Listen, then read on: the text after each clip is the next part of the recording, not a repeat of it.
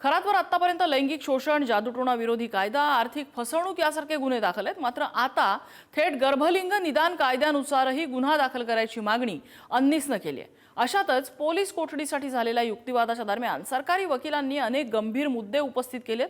पाहूयात या सुनावणीत नेमकं काय घडलं।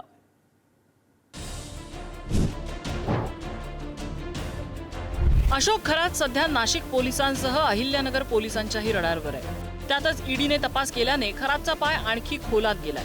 अशोक खरातवर आतापर्यंत 14 गुन्हे दाखल आहेत। त्यात 8 गुन्हे लैंगिक शोषणाचे दाखल असून इतर गुन्हे आर्थिक फसवणूक, जादूटोणा, नरबळी कायद्यानुसार दाखल आहेत। एसआयटीकडे 160 GB डिजिटल पुरावे आहेत। लॅपटॉप, पेनड्राईव्ह सारख्या अनेक स्टोरेज डिव्हाइसेस जप्त करण्यात आले। ABC अशा कोड नेमने पुरावे वर्गीकृत करण्यात आले।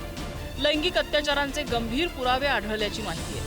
ज्या गुन्ह्यात भोंदू अशोक खरातला गुरुवारी पोलीस कोठडी सुनावण्यात आली, त्यात अनेक गंभीर कारणं एसआयटीच्या तपास अधिकाऱ्यांनी उपस्थित केली। खरातने गर्भवती महिलेवर विधीच्या नावाखाली लैंगिक शोषण केल्याच्या आरोपासोबतच गर्भपात केल्याचे आरोप आहेत। त्यानुसार पोलीस कोठडीची मागणी करण्यात आली। न्यायमूर्ती BN पुराणिक यांनी ही मागणी मान्य करत 13 एप्रिलपर्यंत खरातला पोलीस कोठडी सुनावली। सुनावणीवेळी अशोक खरात व्हिडिओ कॉन्फरन्सद्वारे हात जोडून उभा होता। फिर्यादी जो आहे त्याची पत्नी 7 महिन्याची गरोदर असताना तिला वाईट आणि दुष्ट शक्तींपासून वाचण्यासाठी आणि तुला मुलगाच होईल असं सांगून आणि त्यासाठी दुष्ट शक्तीपासून वाचण्यासाठी तुला धार्मिक विधी करावा लागेल या कारणास्तव तिला त्याच्या कार्यालयामध्ये बोलून तिच्यावरती त्याने लैंगिक अत्याचार केला। सदरचा गुन्हा हा अत्यंत गंभीर आणि संवेदनशील असल्याने त्याचा सखोल तपास करायचा असल्याने आम्ही माननीय कोर्टाकडे पोलीस कोठडीची मागणी केली असता माननीय कोर्टाने आरोपीला 13 तारखेपर्यंत पोलीस कोठडी सुनावली। खरात गर्भलिंग निदान करत असल्याचा आरोप करत अंनिसने वाढीव कलम लावून गुन्हा दाखल करावा अशी मागणी केली। गंभीर बाब म्हणजे मुलगाच होईल असा दावा खरात करत असल्याचा मुद्दाही अंनिसने पुढे केला। लैंगिक अत्याचाराचं प्रकरण आहे, त्याचबरोबर ते अंधश्रद्धेशी निगडीत पण असल्याचं कोर्टाने सांगितलेलं आहे।